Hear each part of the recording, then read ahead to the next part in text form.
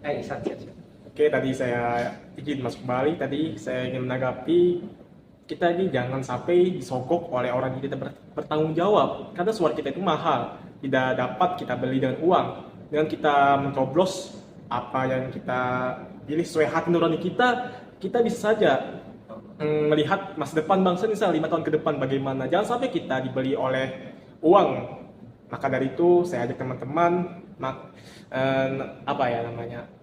pilihlah sesuai hati nurani kalian dan pilihlah calon presiden dan wakil presiden sesuai dengan ketentuan dan yang dimana saat ini kita perlu bagi bangsa Indonesia agar Indonesia lebih maju ke depannya. Oke, itu saja sih yang bisa saya tambahkan. Oke.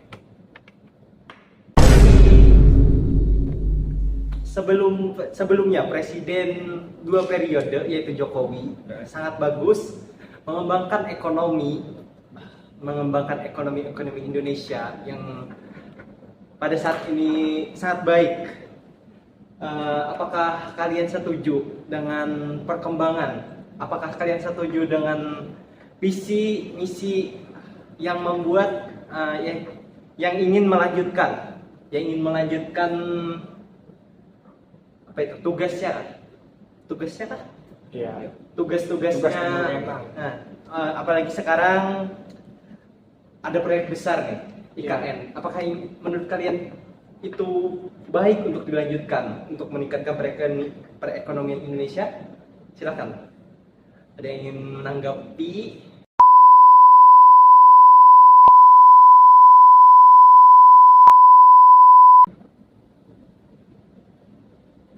Silakan Ihsan, misalnya orang yang intelektualnya sangat tinggi, kita lihat bagaimana tanggapan Ihsan dari Iya dong. pertanyaan. Ya bagus sekali DPR. Bisa kita lihat dari wajah saya yang bodoh ini. Tidak bisa menjawab dari pertanyaan seperti itu. Karena itu biarkan saya berpikir sebentar. Karena itu saya serahkan ke Abdullah. Ya, oke, sini saya akan menyimpulkan.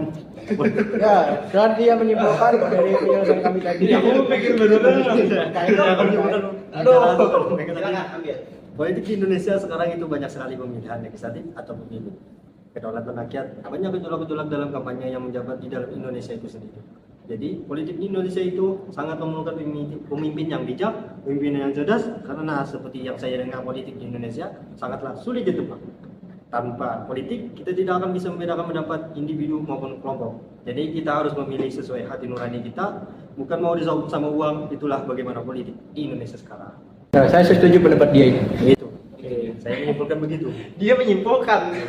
Dari Oh, iya. apakah ada tanggapan teman-teman ini? Tadi kan Kakanda dari Pada tadi menanyakan apakah proyek dari IKN itu perlu dilanjutkan atau tidak. Proyek di Indonesia itu apakah perlu Proyek dilanjutkan atau tidak? IKN itu ibu kota Nusantara, di mana itu bertempat di Kalimantan mana? Timur. Mana timur? Apakah itu profit untuk Indonesia sekarang ya, di mana Indonesia sekarang Lagi masa krisis ekonomi. betul. Lagi masa pemulihan dari Covid. Dari COVID. Nah, ya. Anda berdua. Kalau ada? Ya, saya sangat setuju dengan IKN ini sehingga menambahkan ibu kota yang baru. Jadi Indonesia akan lebih berkembang ke depannya dan semoga saja Indonesia bisa melebihi Singapura. Amin ya Allah. Kalau dari segi sumber daya ya, Indonesia sangat melebihi Singapura. Betul sekali. Tapi kita lihat kan, bagaimana pemimpin Indonesia ini sangatlah korupsi sekali terhadap sumber daya alam kita.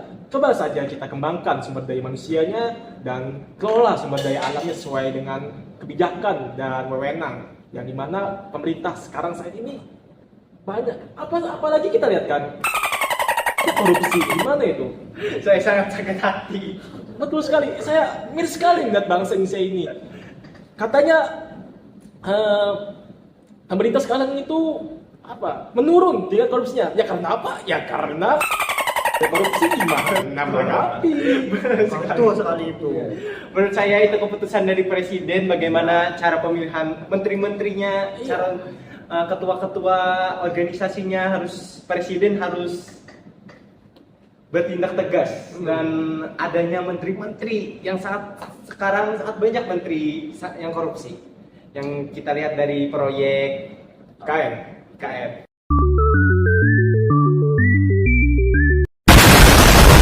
Nah, jadi bagaimana ke depannya politik menurut kita? Ya, bagaimana politik ke depannya? Silakan Isan tanggapi. Tanggap. Menurut saya sendiri, apa ya? Bagaimana politik ke depannya? Sangat berat. Berat. Menurut saya, dalam konteks lebih kecil mengenai perkiraan masa depan politik, sulit untuk memberikan prediksi yang pasti. Namun kemungkinan besar politik akan terus mengalami evolusi. Seperti yang kita tahu, ketika seorang berevolusi, itu berarti dirinya sedang berkembang. Ketika tidak berkembang, itu berarti orangnya sedang mati.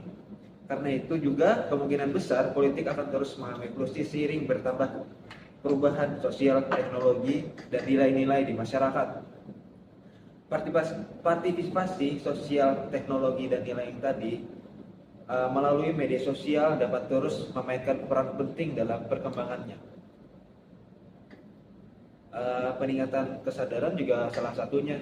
Karena itu saya kembalikan ke Alvin karena dia lebih tahu akan kesadaran dalam Bagaimana ke depannya Iya. tentang politik?